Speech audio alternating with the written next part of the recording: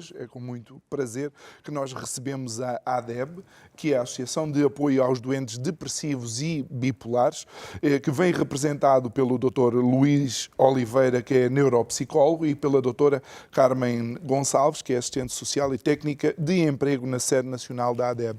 Antes de mais, muito obrigado por terem aceito o nosso convite, muito obrigado por estarem aqui connosco. E tal como eu estava a dizer em off, em conversa com o doutor, eu quero de facto primeiro dar, como o Ricardo já o fez antes das câmaras estarem de novo no ar, dar os parabéns ao doutor por ser alguém que só pelo facto de o estarmos a conhecer já serve de inspiração. Porquê? Porque o doutor é neuropsicólogo e é o primeiro, ou provavelmente o único neuropsicólogo invisual, portanto cego, em todo o mundo. Parabéns por ter aceito esse desafio que a vida lhe propôs e estar aqui hoje connosco. Muito obrigado. Nós é que agradecemos a oportunidade que nos foi dada de estar aqui hoje. Obrigada. Então, comecemos. Estamos a falar de condicionalismos do foro mental, não é? Das pessoas. Como é que a associação está a tentar mostrar-nos a nós, não é? A sociedade civil, que somos leigos nestas matérias, a necessidade que nós temos de começar a entender o doente depressivo e bipolar? Pronto, se calhar então eu passava aqui a fazer um enquadramento do que é a instituição, não é? A instituição, a ADEB é uma instituição particular de solidariedade social, de utilidade pública, portanto tem o reconhecimento do Estado português, da sua utilidade. É uma associação de âmbito nacional, portanto tem a nossa sede em Lisboa, delegações no Porto e em Coimbra e tem núcleos espalhados um bocadinho por todo o país. Tem cerca de 5.500 filiados e cerca de 700 sócios ativos. A nossa instituição tem um conjunto digamos, de respostas e de serviços, mas se calhar passava aqui um bocadinho também a explicar o que é a doença bipolar e a depressão. Portanto, nós estamos a falar aqui de doenças do foro psiquiátrico, é mesmo uma doença, não é? E estas doenças afetam quando falamos da doença bipolar, falamos de cerca de 2% da população, não é? Mundial ou nacional? Aqui, nacional. Ela varia um bocadinho, dependendo um bocadinho da cultura, portanto, mas em Portugal falamos de cerca de 90 mil pessoas com o diagnóstico de bipolar 1. Muito rapidamente, a doença bipolar 1 é uma doença que se caracteriza por um período em que as pessoas começam, chamado um período de hipomania, em que as pessoas começam a ter uma elevação do humor, sentem-se com mais energia, deixam de dormir, começam... E depois há um período, isto chama-se o período de hipomania, que é um período em que a pessoa começa a ter uma elevação do humor. Depois passa então a um período em que a pessoa entra em mania. A mania já é uma perda, digamos, do controle, não é? A pessoa é capaz de estar vários dias sem dormir, desorganiza-se, começa a ficar irritada, muitas vezes surgem os gastos compulsivos, a família começa a não perceber o que é que está a passar, no emprego começa-se a não perceber o que é que está a passar e a pessoa depois só consegue travar indo a um médico, a um psiquiatra, a um especialista e tem que ser feito um diagnóstico e a pessoa tem que ser medicada. O bipolar 2 é um bocadinho o inverso. A pessoa entra nessa fase de hipomania, mas não chega à mania, rapidamente vem cá para baixo e deprime, fica muito deprimida, não é?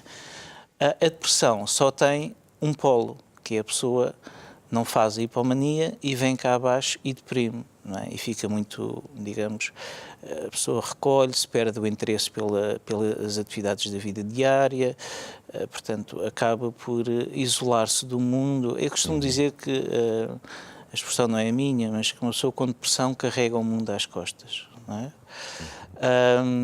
Pronto, e então estas doenças são doenças que variam um bocadinho. Quando falamos de depressão, podemos falar de depressão ligeira, depressão moderada e depressão grave, e mesmo na bipolar existem casos mais ligeiros e mais graves. Não é? Que tem muitas vezes a ver também com a personalidade da pessoa, com o percurso de vida da pessoa. Portanto, há aqui um conjunto, aquilo que nós chamamos a parte biopsicossocial, portanto, o biológico da pessoa, a psique da pessoa e o meio e o contexto onde a pessoa está inserida. Quando falamos de depressão, falamos de cerca de 7% da população nacional, que ou seja, Estamos a falar das pessoas que sofrem de depressão que estão profunda. neste momento, por exemplo, a sofrer de depressão. Portanto, cerca de 700 mil pessoas em Portugal neste momento sofrem de depressão. Doutor, só para pegar e desmistificar um bocado isso, porque eu sei que as pessoas que passam por este tipo de doença muitas vezes são ostracizadas pela sociedade, são postas de lado, sofrem de algum tipo de isolamento que acaba por condicionar ainda mais a pessoa. Mas para desmistificar, eu penso que todos nós já passámos por um momento de depressão. Todo o cidadão, toda a pessoa normal já passou por um momento de depressão. E às vezes eu penso se todos nós não seremos em algum momento um bocado Dr. Jekyll e Mr. Hyde. Bom, essa pergunta é interessante. O que as estatísticas dizem é que durante a vida 10% dos homens irão ter depressão e 25% das mulheres, não é? Pronto. E falamos aqui então, portanto, a prevalência é maior nas mulheres e nós temos que distinguir uma coisa, que é o que é, porque ficar triste, toda a gente fica triste, não é? Sei lá, eu perdi um familiar, eu perdi o emprego, perdi a minha namorada, portanto, e passo por um período de tristeza, de recolhimento, mas quer dizer, luto, vá. O luto, assim, não é? Pronto. Mas quando essa tristeza começa a ter um impacto na vida diária da pessoa, não é? Portanto, imagino que a pessoa começa a ficar triste 15 dias, um mês, não sai, deixa de conviver com os amigos, começa a não querer ir trabalhar, perde higiene pessoal, a arrumação da casa. Exatamente. Não é? Portanto, aí estamos a falar de uma pressão. Por ficar triste toda a gente fica. Okay. Não é? Pronto, e isso até é positivo, não é? Porque o que é que seria da vida, não é? Se nós nós não saberíamos o que é a tristeza, a alegria, se não soubéssemos o que é a tristeza, não é? Portanto, estes dois polos são importantes na vida, mas há uma certa e determinada altura em que, de facto, em que estamos já a falar de uma doença, não é? Quando a pessoa não consegue funcionar. Eu queria dizer também que nós damos apoio à família, que é um papel muito importante, porque todas estas problemáticas têm que ser tratadas de uma forma holística e, de facto, eu também, além de neuropsicólogo, também sou familiar de uma pessoa com diagnóstico, portanto, sei o que é vivenciar isso na primeira pessoa e, de facto, nós evoluímos muito nos últimos anos. Há 30 anos não existia nada, não existia informação, não existia uma associação como a ADEB.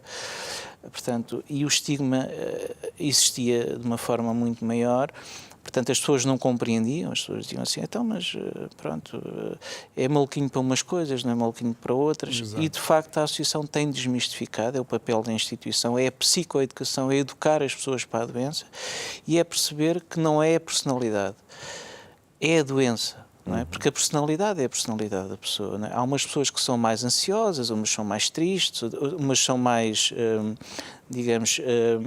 acabam por ser mais introvertidas, mais extrovertidas. Claro. A doença é a doença. Não é? Quando a doença aparece, afeta a pessoa, altera o estado da pessoa. E o estigma, de facto, continua a existir no trabalho, continua a existir nas escolas, continua a existir um bocadinho por aí, mas as coisas têm melhorado, mas é preciso um trabalho constante, não é? E este trabalho que vocês estão a fazer aqui é precisamente isso, é perceber que a doença bipolar ou depressão é uma doença e que a pessoa é a pessoa. Não é? Portanto, isto é muito importante. Diga-me uma coisa, a depressão é uma doença que só aparece por alterações na vida de uma pessoa, alterações das circunstâncias da vida, ou pode aparecer numa vida completamente que não sofra nenhuma alteração? Sim. Eu costumo dar este exemplo. Se nós colocarmos uma semente em cima de uma rocha, não é? Uma rocha, mármore, ela até pode vir a germinar, não é? Se vier uns pozinhos, umas areias, se a semente for parar uma covinha, for aliviar a chuva, até pode, mas dificilmente vai germinar, não é? Pronto. Por isso é que há pessoas que passam por situações complexas, muito problemáticas na vida e nunca desenvolvem depressão. Agora, se a sementezinha está lá, não é? E há um terreno fértil, não é? Então aí ela vai germinar e vai surgir. Portanto, há uma interação entre a parte genética da pessoa, não é? Entre o gene da pessoa, aquilo que lá está. Porque é que há pessoas que chegam aos 20 anos e ficam carecas? Não é? É porque... Olha, veja lá que o meu colega é careca. Portanto, veja É o bem. meu caso. É o meu caso. É o meu É, caso. portanto, Já não tem 20 anos, mas tem 25 também. Não Não é? se preocupe que eu sou o que tem os olhos verdes. é? Pronto, compensa, não é? Pronto. Mas está a ver, mas pronto, existe de facto então esta parte, não é? Portanto, todos nós temos certas fragilidades. Porque é que há crianças, por exemplo, que aos 2 ou 3 anos têm um cancro, não é? Portanto, tem a ver com estas fragilidades que são inerentes à nossa biologia, não é? Pronto. Em traços gerais é isto. Pois é, e o bipolar já é uma doença que aparece assim também muito cedo ou quais são as faixas etárias que são mais... A doença bipolar aparece, não tem idade para aparecer. Ela pode aparecer na infância, não é muito vulgar, pode aparecer também ao longo de toda a vida. Lá está, a sementezinha está lá e depois pode ser despoltada por algo. Quanto mais cedo aparece, pior é o prognóstico. Pois. Não é? Portanto, uma criança que é diagnosticada com bipolar aos 4, 5 anos, o quadro que se adivinha é mais problemático. E nesse aspecto nós temos também então um conjunto de respostas na instituição que passa por uma linha SOS, onde a sociedade pode ligar. Eu posso dizer aqui o número, portanto é o 21... 854-0740, 21-854-0740. Passa em rodapé também. E para onde as pessoas podem ligar, digamos, portanto é uma linha SOS que apoia as pessoas da comunidade e também os nossos sócios.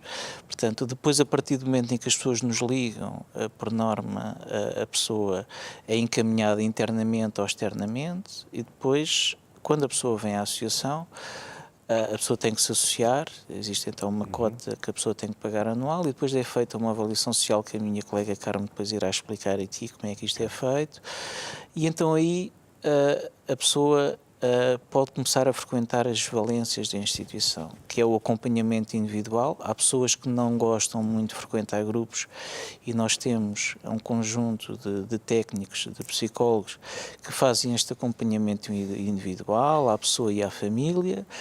Depois, por norma, estas pessoas são encaminhadas para aquilo que se chamam grupos psicoeducativos, que são grupos que educam a pessoa para a doença. Existem grupos para doentes unipolares, ou seja, pessoas com depressão, e para doentes bipolares, são distintos, e também para familiares. Mas, de facto, nós recebemos um rol de propostas vossas de apoio às pessoas que recorram à vossa associação.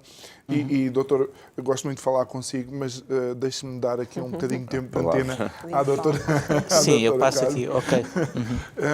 De facto, vocês têm, pelo que eu pude ver, as minhas colegas da produção me fizeram chegar, têm tudo muito bem segmentado e estratificado para, de facto, darem o melhor apoio possível às pessoas e às famílias, não é?